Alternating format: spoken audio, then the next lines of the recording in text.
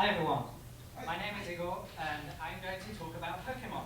Specifically, my favorite Pokemon that is called MissingNo with a dot at the end. And this is what it looks like. So, Pokemon has everything to do with programming, and here's why. This is my day job. Whoops. There we go. But first of all, what even is Pokemon? So Pokemon is a super violent video game. It's a dystopia where humans capture animals, trap them in Pokeballs, and make them fight against each other for their amusement. They do look super cute though. Pokemon can only say their own name. One of the cutest and probably the most popular Pokemon is Pikachu, who's got us Academy Award-winning lines such as Pikachu, Pika, and Pika-Pee, all while electrifying its enemies. The first generation of the Pokemon game came out 20 years ago, and it ran on the Nintendo Game Girl console, which was my first computer. And this is what it sounds like when you start the game. Give me a second. Can you hear that? Yes, sound. Just turn that off. There we go. All right, so at the beginning of the game, you must choose between one of these three Pokemon: Bulbasaur, Charmander, and Squirtle, which is widely regarded to be the most important decision of your entire life. Okay, it's a generation. So, there's 151 Pokemon in the first generation of the game, but there's this spectacular glitch that allows you to encounter Pokemon that are not actually part of the game, and it works like this. So, you go to the old man who explains how to catch Pokemon. After the tutorial sequence, you fly to Cinnabar Island, and you start swimming up and down the East Coast, and soon enough, you will encounter MissingNo, which is a very strange-looking Pokemon. So, how does this work? Well, I'm glad you asked, because you're not going to believe this. The Nintendo Game Girl is a computer.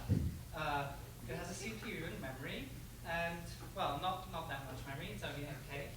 And so when you start the tutorial sequence, the name of the player is temporarily replaced with the string old man. And for this, the player's name has to be backed up into memory somewhere, right? So it's actually stored in the place that normally defines which Pokemon you can find in grass. And this data is not cleared.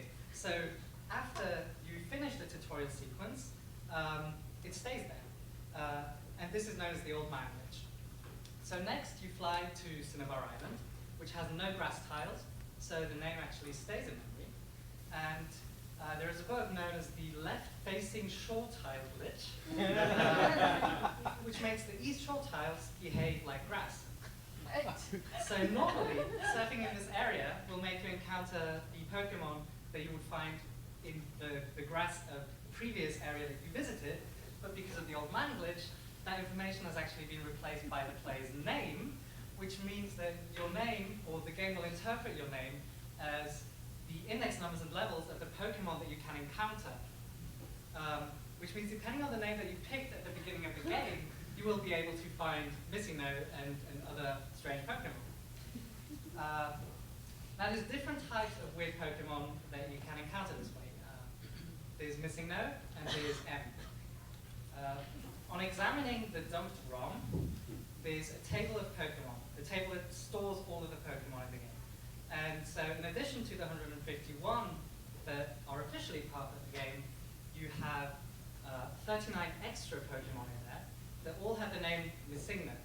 And incidentally, MissingNo stands for missing number. So these were supposed to be actual Pokemon, but they were then deleted or just replaced with blank data. So they're really just placeholder values that you wouldn't be able to get normally. So the player's name will index into this table and hit one of these forgotten entries, right? But what's even more interesting is that it's also possible to index outside of the table. So you can overflow and get way more glitched up Pokemon. And one example of that is M, which looks like MissingNo but behaves very differently. So, I mean, the first thing is the name, which looks interesting. But when you trade this to the yellow edition, it will actually transform into a Pokemon called 3-Trainer Pokédollar. The most awesome name ever. The best part about this glitch, though, is that it will actually so if you overflow the table, it will set the encounter bit in a memory area that stores the user's items, because right at the table of Pokemon are the user's items, which means every time you see one of these M Pokemon, you will actually get 128 of a particular item, which means you can duplicate very rare items, which is pretty useful in the game. So that's MissingNo. The second glitch I want to share is Glitch City. So there's a special area in the Pokemon game known as the Safari Zone. And upon entering this area, there is a step counter that starts. And after 500 steps, you get teleported back to the entrance of the zone. However, flying outside of the zone will not reset the counter, which means that it will keep running. So after 500 steps, even if you're no longer in the Safari Zone, it will attempt to walk to the warp location 4, which is contextual. So that location is the entrance. But for other areas of the map, that could be anything, right? So there's different values for this, and it turns out that a lot of cities don't actually have a warp location 4, which means when attempting to walk from one of those cities, it will execute some code that will transform the current city into Glitch City and just mess up the entire map and rearrange the tiles. But you can actually still walk around in it, which is pretty sweet. Now, the collision map is completely different to the tiles. And if you look closely, you see that there's just numbers lying around on the floor, which I find most profound. So if you actually walk into, if you collide with something and you can't actually see the things you're colliding with, then you will get stuck and you can't move anymore. So what you can do at that point is pause the game, at which point all of your surroundings will turn into water. And then you can start swimming around, but you're not going to get anywhere. So the only way to actually escape is to use a Pokemon flying ability to fly out. Also, in the yellow edition of the game, you have this Pikachu that follows you around everywhere. And in Glitch City, it simply turns around and walks away.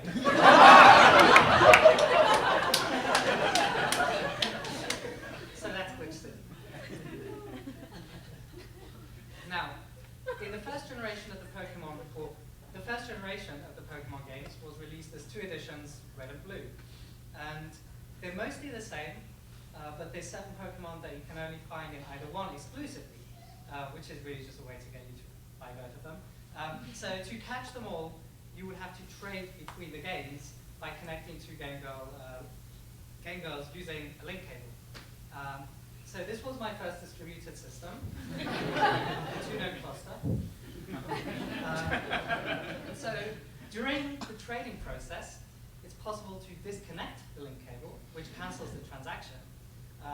But with good timing, it's possible to disconnect it right after one side has acknowledged, resulting in the trade succeeding on one side, but not on the other.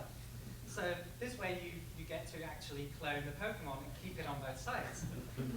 So this was my first network partition. It resulted in losing rights. So this is really an example of a fundamental problem in distributed consensus known as the 2 generals problem, where you have 2 generals that are trying to attack a city, and they need to agree on when to do so. And because it's impossible to know when the other side has received an acknowledgement, you have this infinite regress of acknowledging the acknowledgement, which means consensus simply can't be established. So those were the glitches. You might say, cool story, bro, but why should I care? So what is the significance of this? And I would say, well, we depend on technology, right? If we want to own our devices, and if we want to be creators, we need to understand how they work. And taking things apart is just a really good way of doing that, and of learning about the inner workings and limitations of the computing machines that we use every single day. And you can subvert the system, which is great. So in closing, I would like to thank these amazing sources that have documented all of these glitches in way too much detail. And thanks to all of you for listening.